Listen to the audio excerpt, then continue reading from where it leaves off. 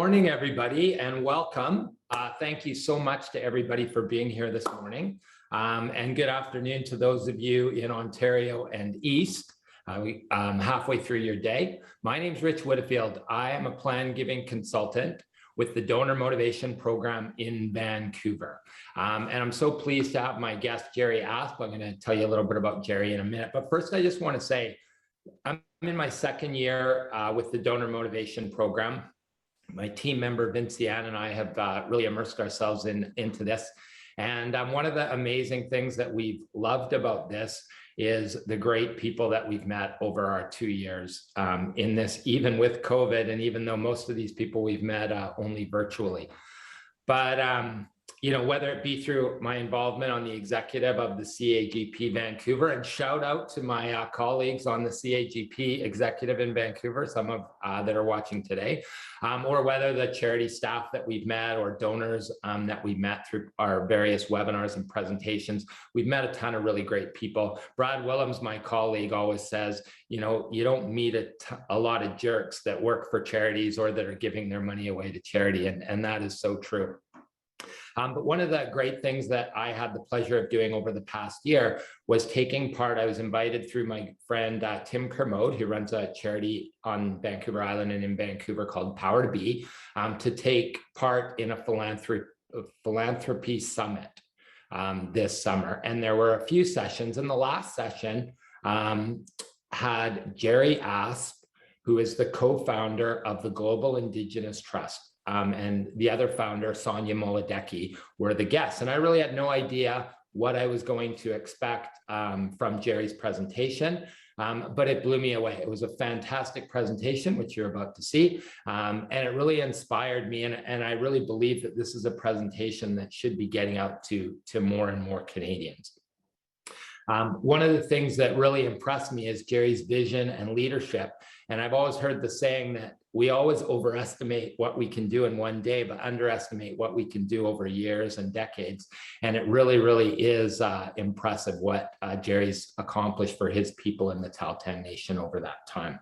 One of the things that we are doing today is we're going a little rogue on the whole campfire theme that most of you have probably seen over the last year. But what's better around a campfire than an amazing story and a great storyteller? And that's what we have in Jerry. I'm not going to go through his bio because I really want Jerry to have all the time he needs to do his story, but Serena is going to put his bio in the chat, and by all means, take a look at that and see Jerry's incredible history, his accomplishments, and all of the awards that he's won.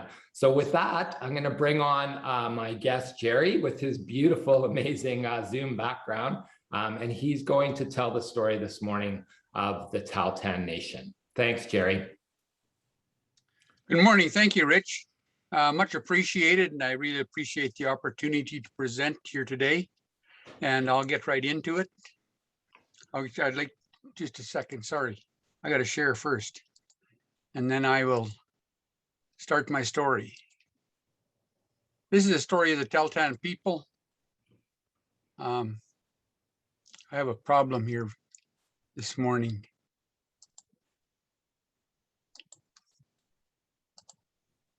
I'm not sure what's happening here, but there I am. I'm going to tell you the story of our Tahltan Nation, from how we went from affluence to poverty back to affluence again. And first, we are the Tahltan Nation. We are up in northwestern British Columbia. We have 150,000 square kilometers in our traditional territory. And we have three main communities: Telegraph Creek, East Lake, and Iskut. And we have a very rich territory, very rich in minerals and very rich in forestry and hydro development. This is a very spiritual place to the Tahltans. This is where the Tahltan River runs into the Stikine. And down in the bottom there, where you see where the rocks are that meet Thadu, when we say where the rivers meet is what that means. When those rocks are underwater, you know you really have high water. There's a very spiritual place to us because in the face of this bluff, you see an eagle that spreads its wings for 400 feet across the face of this bluff. And this is where my fish camp is, and I spend as much time every summer as I can there. The Tahltans And I'm having a problem here. Can be something not right here with my story. For some reason, this is not working. There, that's better. In 1840, Robert Campbell was the first white man that came into Tahltan country, and he was a Hudson Bay trader. He said that when he got to Tahltan, confluence of those two rivers, there was at least 15 to 20,000 Indians there. And he said there was at least 10,000 Tahltans, 5,000 Tlinkits, and probably 2,000 natives from other tribes, such as the Beavers from Fort St. John country and the Crees from the prairies. And really what he didn't understand, he said it was the largest gatherings of natives he had ever seen. And he came from the prairies, so he's seen large gatherings of native people before. But what he didn't understand that was an international trading conference, and Tahltans were in serious trade mode. That's our history. We mined obsidian for 12,000 years at Mount Edziza, and our obsidian was used for arrow points, spears, and other tools. And we moved obsidian south over what is known as the Obsidian Trails. Our obsidian has been found in the villages in Minnesota, the Mandan villages, and has also been found as far south as Florida. In 1863, the Stickeen Cassiar gold rush started by a man by the name of Buck Chouquette, who was a French-Canadian prospector. He had a Tlingit wife living in Wrangell, Alaska, and came up the river and found gold in what's known today as Buck's Bar, and started the famous Stickeen Cassiar gold rush. Well, the miners brought in diseases that the Tahltans weren't used to, like smallpox and measles. And when they did a census in 1891, there was only 232 Tahltans registered in that census. And today we have over 5,000 Tahltan people registered with the Tahltan central government. When I started the Tahltan Nation Development Corporation back in 1983-84, we had 98% unemployment in the winter on our reserves and 65% in the summer. We had 80% of our people members were on welfare. We had a serious alcohol and drug problem. We had high suicide rates, as many as 4 or 5 per year. We had very low education standards. I think we graduated one high school graduate that year. But by 2006, we had 100% employment in the summer, 95% in the winter. We had 0 suicides for the last 15, 20 years. Our national average for graduates include engineers, post-secondary, and trades. And I had to send back thousands of dollars when I was a chief back to the government from my welfare program because we couldn't legitimately spend it and give it away. So the $64 question is, how did we do it? Well, it was very simple. Our methodology was very simple. We had a vision, and then we devised a strategy to bring that vision to fruition. And then we decided we needed a vehicle to make that strategy happen. And we had a very simple vision. Our vision was to eliminate unemployment within 20 years for our nation, but also to bring some pride and dignity back to our people. And we knew we couldn't make it in the bush economy, so we had to leave and we entered the wage economy. And our strategy was also very simple. We understood that the Department of Indian Affairs jobs and training models would never work for us. We needed a nation building model, which was exactly different. So we did 3 things. 1, we didn't depend on the government to bring us out of this mess. 2, we had to look for off-reserve solutions. So we looked for the resource developers, mining, forestry, and hydro. And then we invested our monies back into our people. We spent millions of dollars in training dollars for our people. And the vehicle we decided on was a development corporation. So we started the Tahltan Nation Development Corporation. It came into fruition in April 1985. And the photo you see there was taken in June of 1989, when our new building was finished, our office shop complex. So we started by training our people and building houses. And this is the reason, this is the houses that Indian Affairs built for our people back in 1965. So you can see why we were adamant about changing that. And as you go from left to right up on top, so we built 10 houses in Dease Lake. We built the administration office, the Iskoot Band office. We expanded the store in Telegraph Creek. We built a new fire hall. We built the new Tahltan administration building. We built 30 houses in Telegraph Creek. And that construction is in the middle of the Dease Lake Medical Center. We built a new medical center in Dease Lake, or sorry, Telegraph Creek, and then the new medical center in Dease Lake. So we needed to work, we need some tools to work with our industry and shareholder partners. So we developed them. We did the Tahltan Resource Development Policy, which I'll tell you about.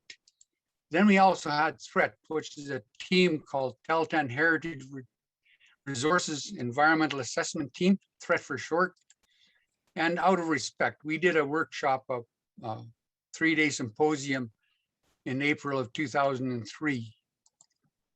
So the resource development policy came into fruition on April 1987 before we negotiated any of our first agreements.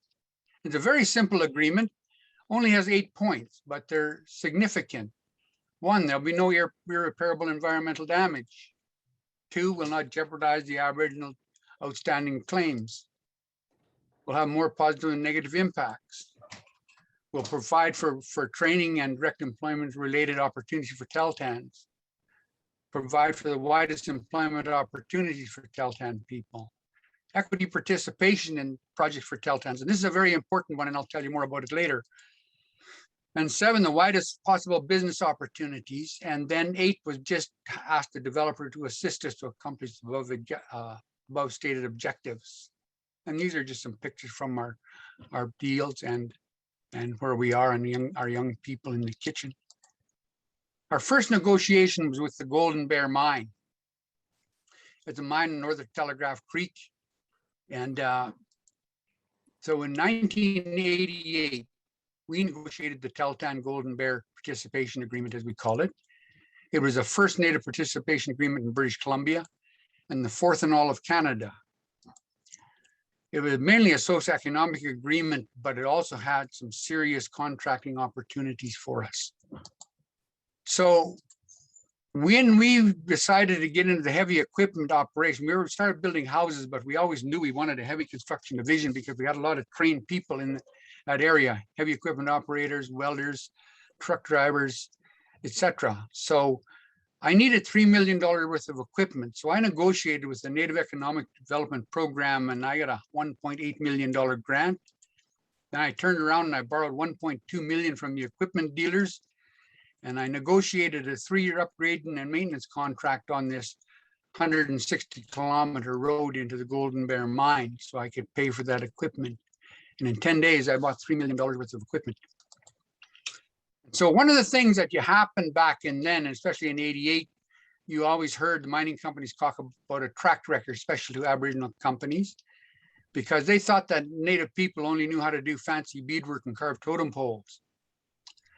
Well, so we decided we'd joint venture, and we joint venture with a company called Grant Stewart Construction, and that's Grant with his back turned was zipping up his coat and his wind was blowing, and his son Glenn and our general manager Vernon Marion there.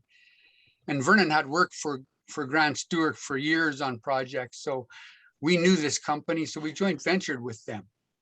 And one of the things that we needed from them was good foremen and good superintendents, and it teaches how to be foremen and superintendents, and that's what they had. So we joint ventured on the Golden Bear Mine. And starting up in the left corner there, we helped build the mill. We didn't do the contract to build the mill because we didn't want to bring in a big crane, but we did a lot of the labor work and that on that mill. Then we had a 5-year open pit mining contract. We did the upgrading and maintenance on the 160-kilometer road. We did all the site work for the mine, and we did the big settling pond contract there. And so by 1991, Tahltan Nation Development Corporation was the largest Native owned and operated heavy construction company in Western Canada. And just to show you that it's not all dollars and cents, we were very number 1 on our list, there shall be no irreparable environmental damage. The Golden Bear wanted to put the road through the Chesley Valley, and the Tahltans objected. We said, no way, we can't allow you to go through the Chesley Valley because Chesley Valley is a Class A winter moose habitat. It's a prime spawning area for salmon. Also has among the largest concentration of inland grizzlies in British Columbia. And so because we rerouted the road and changed it, in 1989, Tahltan Nation Development Corporation and the Tahltan Central Government jointly won the BC Environmental Award for rerouting that road and protecting the Chesley Valley. And so, threat, our team, we do this. We conduct environmental assessments for resource projects in Tahltan country. It doesn't matter whether it's a mine, a ski resort, new airport, forestry, anything that this team conducts it and does the assessment. And we are not decision makers. We only take this information and we pass it on to leadership to make the decisions. And so there's 23 of us on that team. And we do everything from acid rock drainage, fish and wildlife. I'm one of the people who talk construction. So anything to do with access roads and mine planning, the open pit and where you're putting the stockpiles and ore piles and waste piles, et cetera, I deal with, or power transmission corridors. We also have people who do the social and culture. We also have lawyers, Tahltan lawyers. So we do heritage and the economics of the project. We also do the administration. And so then our outer respect, we did a Tahltan symposium on April 4th to 6th, 2003. Present for 32 Tahltans. We had 3 government reps and we had 5 industry reps. We had 6 from the ISD there. They were the masters of ceremony for us and doing the work for us. So if you want a copy of that report, Out of Respect, you can go to the ISD website and their publications of 2003 and you can get a copy of that. It lays out the Tahltan's mining strategy and our Tahltan declaration and other documents that are dear to the Tahltans. So the next big project we worked on was the Eskay Creek mine between 1990 and 2008. First, we did a joint venture with a company called Leadcore and did the 68-kilometer road into the mine site. We constructed the camp, we did the site work, we constructed the mill, we did all the earthworks, we negotiated a long-term road contract, maintenance contract.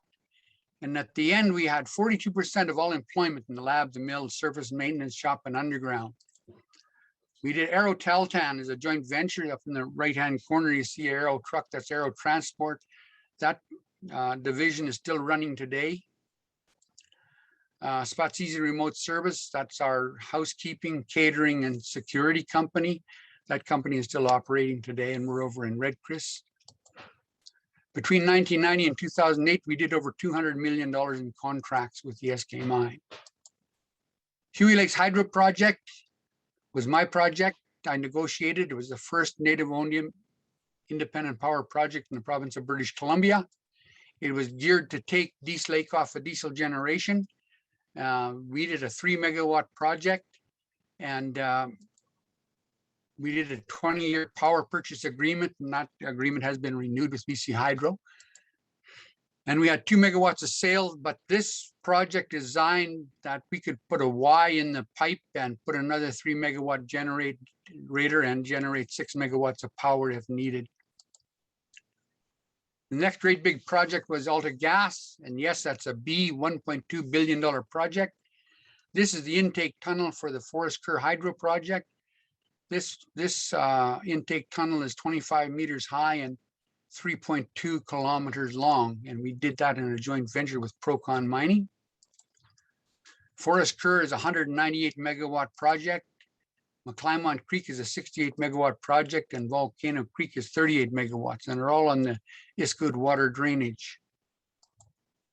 So we received, in British Columbia, we have what's called the BC Clean Energy Act, and they negotiated with us for land and water rentals. And because we negotiated a $2.5 million rental agreement, and because they gave AltaGas a 60-year agreement, the Tahltans also demanded a 60-year agreement. So we stand to glean 150 million minimum. And we have an escalation clauses built into our agreement, so we can end up with as much as 450 million from that project. So because we had the right to reinvest, as we talked about that participation, equity participation, we took that money and we took the $500,000, the first check, and we invested into the Volcano Creek Hydro Project. We negotiated with AltaGas to buy into that. So we started a new company called Volcano Creek Limited Partnership, Coast Mountain Hydro Limited Partner, and Tahltan Heritage Trust. We took our $500,000, and then we took $1.5 million from our trust fund, and we bought 50% of the Volcano Creek project. And AltaGas sold those hydro projects in 2019. The Tahltan share was $30 million.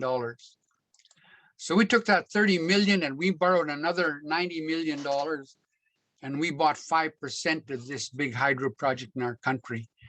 We paid 120 million for it, and last year it was worth 130 million, and I suspect it's worth more than that now. The Red Chris construction, this is the Red Chris mine. This is a construction phase, but our revenue from that mine in 2019 was this. Our ore haul was 8 million. Camp infrastructure was $500,000. The catering, camp services, and security was 9 million. $500,000 for the bus services, 25 million for road maintenance for the Tahltan Development Corporation. And Tahltan employment is very high at that mine. We have 154 workers, and I know we have more now. Their salary is between 80 and 120,000 a year. So we just rounded it out to 100,000 each. And so the total just from one mine, the Red Chris, is $58 million. And when we brought in the monies from the exploration services companies, et cetera, the Tahltan's made over $82 million in 2019 from revenue from the mining industry. And our heritage fund now, with the $130 million value of our buy into the hydro project, is worth 160 million today. And so where is the Tahltan Nation Development Corporation today? We have 8 divisions and 25 joint ventures. We are into aviation, construction and power lines, communication and IT, environmental, camp service and exploration, transportation and fuel, drilling and blasting, and engineering. And in 2019, our revenue was 27.6 million, 11.6 million was paid in wages. 85% of those employees are of Tahltan ancestry, and 94% of all our employment are Aboriginal people. Most of those other Aboriginal are married into the Tahltan Nation. And we have $15.5 million worth of equipment paid for. In 2015, the Tahltan Nation Development Corporation was named the BC Aboriginal Community Business of the Year. And so we say that we took our nation from 98% unemployment to 0. And in essence, what we did was we broke the welfare culture of the Tahltan Nation forever. We will never go back to the welfare situation we were. Our young people won't allow it. And we say if the Tahltans can do it, any Indigenous community or nation can do it. This picture up here in the corner is Richard Jackson, who is an elder counselor for the Tahltan band. And we have Chief Marie Kwok next to him. We have Anita McPhee, who is the president of Tahltan Central Government, and Chief Rick McLean from Tahltan, Telegraph Creek Tahltans. And now I'm going to tell you a little bit about the organization that Sonia and I started, the Global Indigenous Development Trust. These are our board members, myself, of course, Naileen Moran, Keith Matthews, and Mary Boyden. And we have about 120 years experience between us. Our mission is to advance the socioeconomic well-being of Indigenous peoples through community-driven economic development. And our vision is thriving communities and people living to their true potentials. Bridging the gap. Everybody's heard the parable about the fact that if you give a man a fish, you feed him for a day. But if you teach him how to fish, you feed him for a lifetime. Well, we take that parable one step further. We teach people how to catch 2 fish. The first one to eat and live on, and the second one to market to get the amenities all other Canadians enjoy. And we empower people, we empower partnerships, we empower the planet. And our programs, we create inspired leaders, we empower resilient local economies, we support nation building, and we transform change by bringing modern technology, the Western science and traditional knowledge of Native people to build a new model for sustainable development. And so in essence, that's what we see as the new model for sustainable development. Champion of Change is a program that we're working on right now that I'm really enthused about, because we're training the trainer. We want to train a bunch of young people or people who are interested in leadership to take what they learn back to their own communities and pass it along. We're into mentorship and coaching, of course, empowerment. And we're looking now to our first cohort of 20 young leaders that we'll do this winter sometime, probably starting December or January, and move that forward. And our motto now is together we can do it. And so with that, Madhu, here's our contacts. If you're interested in contacting us, we also have a GoFund page. And we'd be pleased to hear from you and talk with you in the future. I'm lost here somehow. We'll find you, Jerry. Don't worry. There. Oops, now I'm back again. Thank you so much for sharing that story, Jerry. I can't imagine a better story to listen to around a 9 a.m. campfire than the story of the Tahltan. And the Global Indigenous Trust is really, I've spoken to Jerry about it, and also to Sonia. If you get the opportunity to speak with Sonia, she's an amazing person as well. That is a really interesting person to connect with. But I love what they're doing because they want to share their success and the things that they've learned over the 30 years of doing this with other nations, and help some of those nations better things for their people. Jerry, I love Alex said it's such a great story of vision and leadership, and I agree. It really is amazing. And this week, of course, we have an election, and I just wish we had some leaders with your vision and ability to execute as well. But that's another story. So with that, we're kind of about to wrap up. The one thing I wanted to say, Jerry, that I think everyone would get something out of is, like, as you did all this, and it just seems like an incredible success story, but you did run into a little dissension within your people. Just tell us about how you dealt with that, please. Well, the 80-20 rule applies no matter where you are. 80% of the people who force something, 20% will be against it. Doesn't matter what it is. But the whole point was the question we asked when somebody were dissensions. We say, do you still want to be where we were in 1985 and 98% unemployment and everybody on welfare and 5 suicides a year? Is that what you want? Or do you think that we can do better for our people and come back? Because once we controlled 150,000 square kilometers of the country and everybody answered to us. Is that what you want? Or do you want to go back to being under the Indian Affairs and following their jobs and training model? And really, that was the argument I used. And it was success built on success. At the end of the day, it's pretty hard to argue with it. But sometimes people still do. And I think that's kind of a lesson that we'll end on this morning, is just remember, as you're doing things that you believe in with your vision and leadership, that sometimes there are going to be people that are going to to have negative reaction to it. But as Jerry can go back 33 years and say, we were successful in executing. I'm sure there are a few bumps along the way, but it is an amazing story. Thank you so much, Jerry, for sharing your story this morning. I really appreciate it. I want to remind everyone that the next Campfire Chat is on October 14th, and it's going to be hosted by my DMP colleague, Lynn Wedham. And there'll be more details on the guest and the time to follow, but put that in your calendar for October 14th. Thank you so much, Jerry. My best wishes to you and to Sonia and the Global Indigenous Trust as you help other nations control their destiny. Thank you. Much appreciated, Rich. Thank you. Have a great day, rest of your day, everyone. We'd love to hear any comments if you have any, but thank you so much for attending. Have a great day. Thank you.